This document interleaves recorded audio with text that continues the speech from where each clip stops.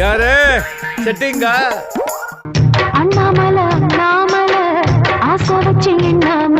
Troll material எனக்காக காத்து கொண்டிருக்கும் சோசியல் மீடியா நண்பர்களே, என் தலைவர் சிங்கம் வந்துட்டாடா. உகாண்டாவில் நான் படிக்க சென்றதுக்கு உதவிய பாரதி ராஜா மாமா அவர்களே, தட்சிண பாரத மக்களே, என்னுடைய நகைச்சுவைக்காக நீங்கள் காத்துக்கிட்டு இருக்கீங்க. நான் வந்துட்டேன். இவன் நடையப்பார், உடையப்பார், தலையப்பார். இனிமேல் உங்களுக்கு நகைச்சுவை தான். எப்பயுமே நீங்கள் சிரிச்சுக்கிட்டே இருக்கலாம்.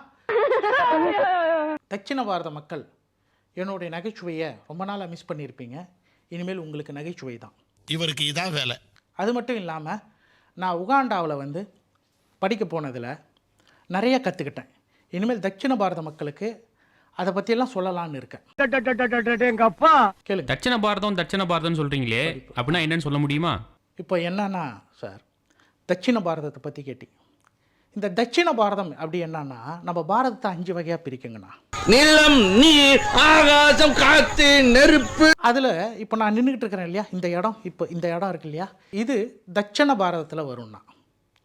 மேலே இருக்கிற ஒரு இந்தியாவை அப்படி எடுத்துக்கிட்டிங்கன்னா, நான் நின்றுக்கிட்டு இருக்கிற தமிழ்நாடுன்னு சொல்லுவாங்க, தமிழகம்னு சொல்லுவாங்க. ஆனால் நம்ம வந்து தட்சிண பாரதம் தான் சொல்லணும்.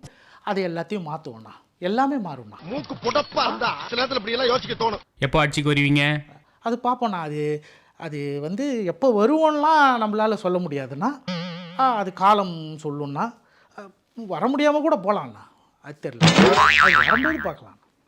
உகாண்டாவுக்கு நீங்கள் படிக்க போனீங்க இல்லையா, அந்த படிப்பை பற்றி சொல்ல முடியுமா? நல்ல கேள்விண்ணா இது. பதில சொல்றா. அதாவது நான் உகாண்டாவில் என்னன்னா, இப்போது இந்த தட்சிண பாரதத்தில் தெரு தெருவாக எங்களை மக்கள் அடிச்சிருக்காங்கண்ணா. ஊருக்குள்ள போய் காட்டு பாருங்க, நாங்க அடி வாங்காத ஏரியாவே கிடையாது. இப்போது முட்டு சந்துக்குள்ளார ஓடி போய் நாங்கள் நிற்கும் போது அங்கேருந்து எப்படி தப்பிக்கிறதுன்னு தெரியாதுங்கண்ணா. இந்த மூத்தர சந்துக்குள்ள வச்சு ஒரு 11 பேர் அடிச்சுக்கிறான். உகாண்டா மாதிரி நாட்டில் எல்லாமே முட்டு சந்து தான்ண்ணா. அந்த முட்டு சந்துக்குள்ளார மாட்டிக்கிட்டா எப்படி தப்பிச்சு வரலாம் அப்படின்றது தானே இந்த படிப்பு. நீ எவ்வளவு பெரிய டானா? இதை நான் கற்றுக்கிட்டு வந்து தொண்டர்களுக்கு இனிமேல் சொல்லி கொடுப்பேன். தட்சிண பாரதத்தில் மூளை முடுக்கு எங்கேயாவது நீங்கள் முட்டு சந்துக்குள்ளார மாட்டிக்கிட்டா கூட எங்களுடைய தொண்டர்கள் எப்படி இருந்தாலும் தப்பிச்சிடுவாங்கண்ணா. ஓன்னா மட்டும் உன்னை விட்டுருவோமா? நீங்கள் உகாண்டாவில் படித்த கோர்ஸில் நிறைய அரியர் இருக்குதா சொல்கிறாங்களே, அதை பற்றி என்ன சொல்கிறீங்க? ஆமாங்கண்ணா, அதில் ஒரு 6 அரியர் இருக்குங்கண்ணா. அது சில தப்பிக்கிற இடத்துலலாம் சின்ன சின்ன தப்பு நடந்ததுனால ஒரு 6 அரியர் இருக்குண்ணா. அதுக்கு நம்ம ஆளுங்க வந்து அரியர் நாயகன் ஒரு பட்டம் கொடுத்துருக்காங்கன்னா, அதுக்கு சீக்கிரம் கிளியர் பண்ணிடலாம்ண்ணா. ஆனால் காலையில் வந்துருக்குண்ணா, நாளைக்கு காலையில் வந்து ஒரு பெரிய விழா இருக்குண்ணா. கட்சியிலே சேர விரும்புகிறவர்கள் நாளை காலை கட்சி ஆபீஸ் முன் வந்து சந்திக்கவும். இந்த சந்தாவை மட்டும் மறந்துடாதீங்க. ஓகே. எப்பா தம்பி, என்னாமல எப்படி பார்க்க? அக்கா சிந்தூரி அக்கா எப்படிக்கா இருக்க? எங்கப்பா இந்த பீமன் கம்பத்து பேச்சை கேட்டு நான் பேசினதுல என்ன தூக்கின்னு போய் உள்ள வச்சுட்டானுங்க. இப்பதான் வெளியே வந்தேன். அக்கா நான் பார்த்தேங்க்கா, உகாண்டாவில் இருக்கும்போது நியூஸை கேள்விப்பட்டேன், ரொம்ப சந்தோஷப்பட்டேங்க்கா. நான் அப்படியே ஷாக் ஆயிட்டேன். என்னப்பா சந்தோஷப்பட்டியா? ஆமாங்க்கா, நானும் 3 வருஷமாக என்னை அரெஸ்ட் பண்ணுங்கடான்னு சொல்கிறேன், எவனுமே வரமாட்டேன்றானுங்க. வாங்கடான்னு அலுவலகத்தில் உட்காந்து பார்த்துட்டேன், வரல.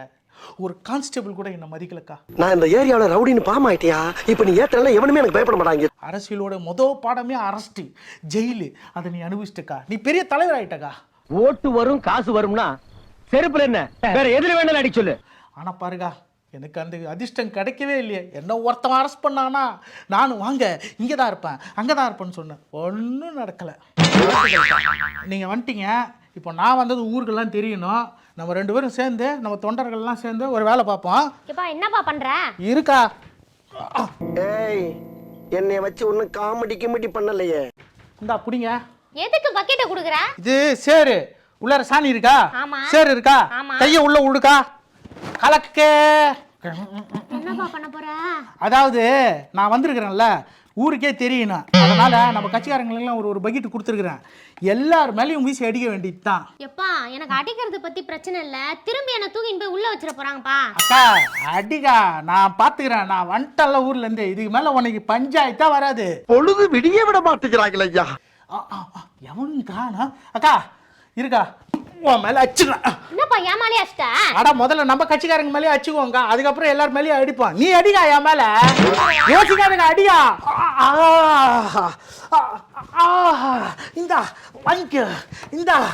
அத பாரு மூமுக காரன் போறான் பாரு, அடிக்க அடிக்க அடிக்க அடிக்க. அவன் தாங்க ஜெயில தூக்கி போட்டான் உன்ன. இங்க பாரு கோமாக்கா காரன், போடு போடு போடு போடுங்க போடுங்க. அப்படி பாரு, அங்க பாரு போடு.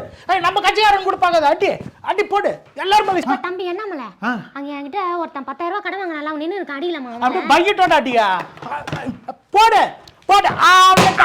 பாடேங்கப்பா என்ன பொண்ணு அப்படி போடு. ஏய் ஏய் ஏய் போதும்பா போதும்பா அப்படின்றா. ஆவேசங்க 3 மாசம் ஆகுதுல்ல. போதும்பா வாக்கா. ஆமாங்க வாக்கா, கட்சி ஆபீஸ்ல பேரல் சாணி வச்சிருக்கிறேன், கரைச்சி அடிப்போம். மறுபடியுமா? ஏய் யாரு செட்டிங்கா?